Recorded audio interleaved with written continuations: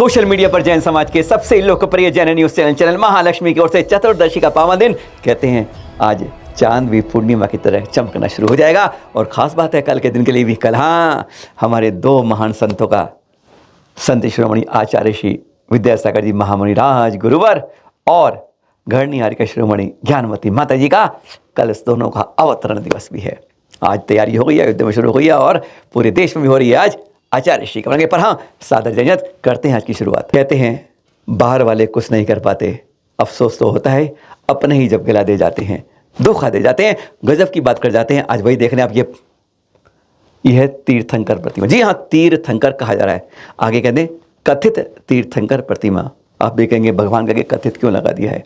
क्योंकि सूर्य कीर्ति नाम के कोई तीर्थंकर, ये जम्बू द्वीप में आप, जम्बू के भरत क्षेत्र में आप, पर यहाँ तो धात की खंड की बात हो रही, बहुत ज़्यादा एडवांस चल रही बात। क्योंकि एक वस्त्रधारी बहन जी को सपना आ गया, सपना आया कि आगे हमारे गुरु जी ये तीर्थंकर बन रहे हैं। वैसे आपको बता दें 44,51,753 दिगंबर लोग हैं। इन सबको रोज़ सपने आते हैं कि हमारे 1704 अब तो हैं 1822 तीर्थ हैं, सारे दिगंबर संत अगले भव में तीर्थंकर बनने वाले हैं। तो क्या सारे बन रहे हैं? मिथ्यात्व भी ऐसा ग्रहित मिथ्यात्व सुनकर हैरान हो जाते हैं। बनवा दिए 5 टन की प्रतिमा, 3 महीने में बन के आई है। जयपुर से बनी 934 किलोमीटर चल के सोनगढ़ पहुंची है। कीमत लगा दी है इसकी 50 लाख की है।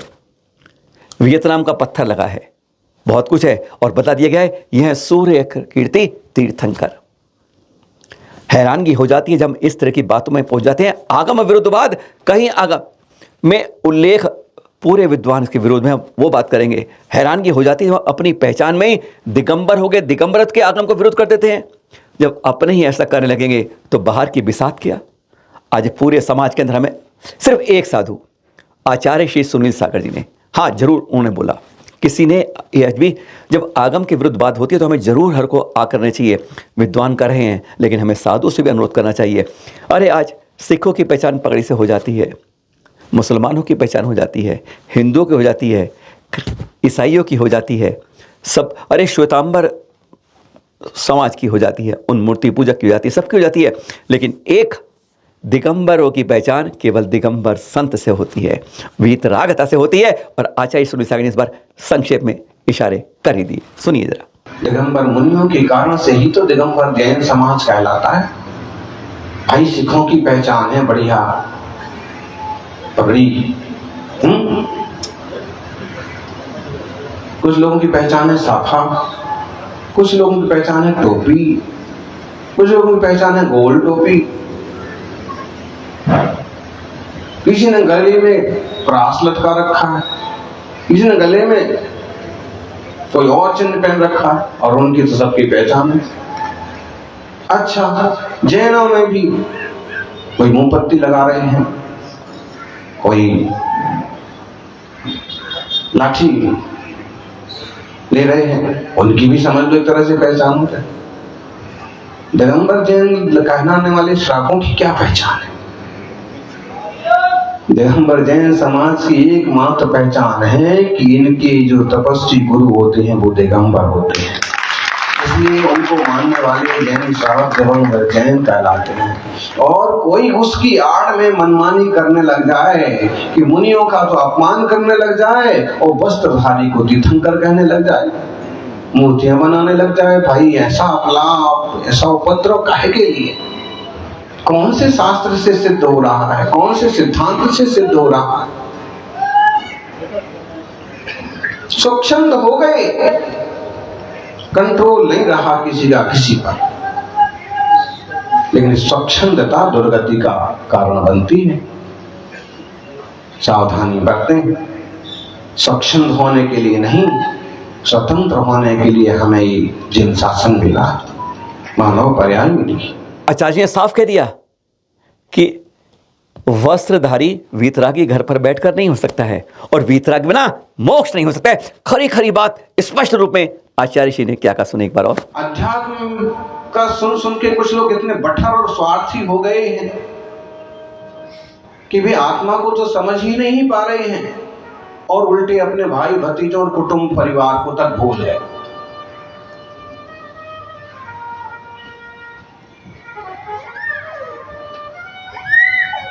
शुतुरमुर्ग की तरह उन्होंने अपनी आंखें बंद कर ली हैं और समझ रहे हैं कि मैं सुरक्षित हूं, मैं परिपूर्ण हूं। लेकिन आप जिस भूमिका में हैं उस भूमिका के योग्य आपको कर्तव्य तो करना होंगे। घर में रहते रहते आप वीतरागी नहीं हो गए। वो बात जो कही जाती है भरत जी घर में बैरागी, वो उनका पिछले जन्म का अभ्यास भी था और इस जन्म में उनके तो थोड़े बैराग जैसे भाव भी थे। बाकी पूर्ण बैरागी तो तभी कहलाए जब पूरी तरह से वस्त्र का त्याग करके मुनिराज की मुद्रा धारण किया। बोले कपड़े उतारते उतारते मोक्ष हो गया। इसका भाव समझना। इसका भाव ये नहीं है कि आधे उतार दिए थे और आधे थे और मोक्ष हो गया। इसका भाव आशय ये है, ये बताना चाहते हैं कि अगर वीतराग भाव हो तो क्षण भर में भी मोक्ष हो सकता है। ग्रंथ मुद्रा तो चाहिए, लेकिन इसका आशय उतारते उतारते का मतलब है कि उतार तो दिए थे, ध्यान में खड़े हुए, अंतर्मुहूर्त तो हुआ भी नहीं और मोक्ष हो गया।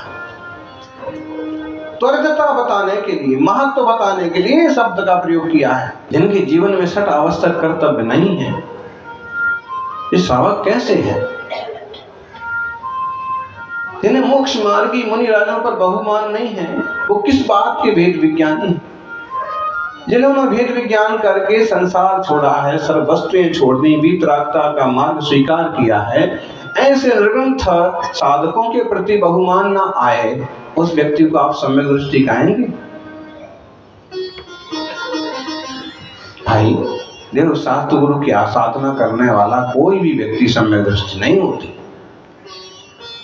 जिन मुद्रा सौभाग्य से मिलती है और सम्यक दर्शन ज्ञान के साथ में चारित्र की पूर्णता होना जीवन का बड़ा सौभाग्य है। राजस्थान पत्रिका में इतनी बड़ी खबर छप गई और फिर विद्वानों ने एक एक करके सबने इस बारे में आवाज उठाई। पर हाँ, सबसे पहले बात उठी थी जनवरी 1 में 1985 में जैन पत्र, देख रहे हैं पत्र, इसमें 8 पेजों में इसी बारे में आया और स्पष्ट जितने प्रतिष्ठाचार्य हैं उन सब ने लिखा कि इसके कहीं भी हमें आगम में इसका उल्लेख नहीं मिलता है।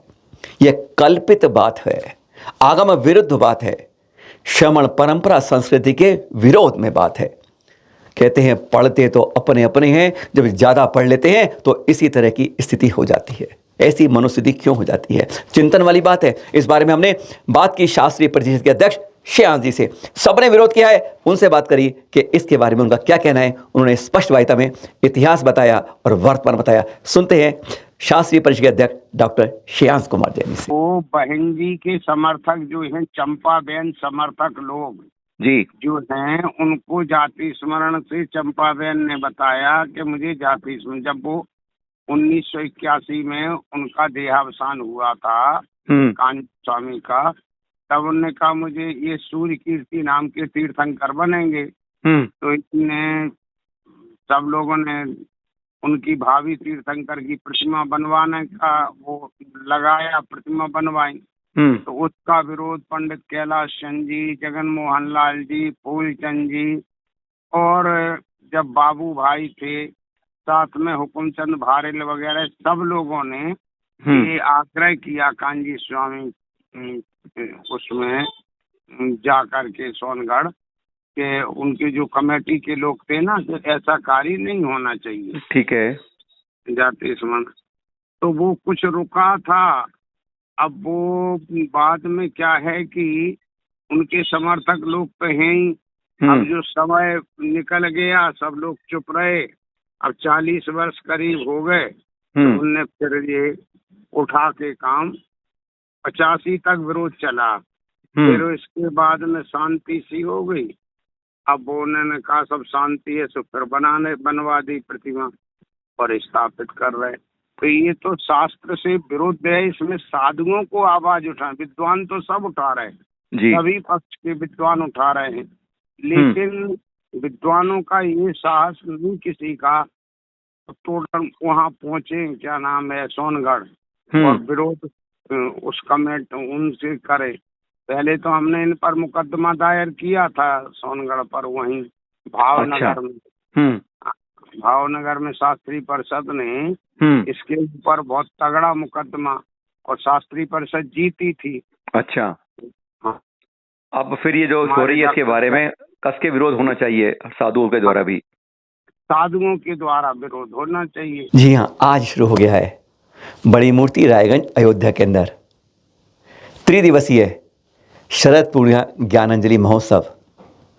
गणनीयारी का ज्ञानमती माता जी के 90वें अवतरण दिवस और 72वें संयम दिवस के लिए आज चैनल मंच में एक विशेष एपिसोड निकाला था, आपने सुबह देखा भी होगा। उन्हीं के बारे में कल वहीं पर चैनल महालक्ष्मी सांध्या महालक्ष्मी एक शुरुआत करेगा, और हमारे दक्षिण के तीर्थों में स्थिति क्या है, वहाँ की हमारी श्रमण संख्या क्या है, मंदिरों की स्थिति क्या है, तीर्थों की क्या है, शासन प्रशासन क्या कर रहा है, वहाँ के लोगों के साथ कैसी स्थिति हो रही है, कैसे हमारे जो गिनती है कम होती जा रही है, और कैसे हमारे मंदिरों की स्थिति दक्षिण में कमान संभाली हमारे भट्टारको जी द्वारा। और उन सब के साथ चैनल महालक्ष्मी कल परिचय चर्चा करेगा, आप भी भाग लीजिएगा, उसमें आ सकते हैं। तो अयोध्या के अंदर कल 5:30 बजे गणनीयारी का ज्ञानमती जी के सानिध्य में, और अध्यक्षता करेंगे वहाँ पर हमारे रविंद्र स्वामी जी, और उम्मीद रहेंगे दिगंबर जैन समाज से वर्तमान में अब जो चुनाव हो रहे हैं तीसरी कमेटी के अध्यक्ष के लिए खड़े होने वाले जम्बू प्रसाद जी भी होंगे। आइएगा, सुनिएगा, प्रयास करिएगा, क्योंकि यह हमारे अंदर की बात है, दक्षिण के तीर्थ बचाने की बात। ये दृश्य देख रहे हैं आप एनसीआर से, दिल्ली एनसीआर में इस समय सब मालूम है 2550वां महावीर स्वामी का निर्माण महोत्सव मनाया, और 26 तारीख को हर को आईपी स्टेडियम मनाए, इंदिरा गांधी इंडोर स्टेडियम में, जहां हमारे प्रधानमंत्री महोदय और इसी के रूप में पावापुरी अहिंसा रथ इस समय दिल्ली एनसीआर में प्रभावना कर रहा है, जी और जीने दो के नारे बता रहा है, परस्पर जीवन बता रहा है, और आप सबके मंदिर मंदिर जाकर एक सूचनाएं दे रहा है। 26 तारीख को सबको आना है, हमें जागृति लानी है, तीर्थंकर महावीर स्वामी के जन जन संदेश को हर जगह पहुंचाना है, चाहे अहिंसा का हो, शाकाहार का हो, जी और जीने दे का हो, परस्पर जीवनांत का हो, स्यादवाद का हो, अनेकांतवाद का हो, हमें सब पहुंचाने हैं। और यह अहिंसा पावापुरी रथ उसी संदेश होगा। इस पर प्रेरणा है आचार्य श्री प्रज्ञा सागर जी की। आप भी देखिएगा, आइएगा जरूर, आज ही तारीख नोट कर लीजिएगा 26 नवंबर। फिर मिलेंगे आपके साथ, सादर जय जिनेंद्र।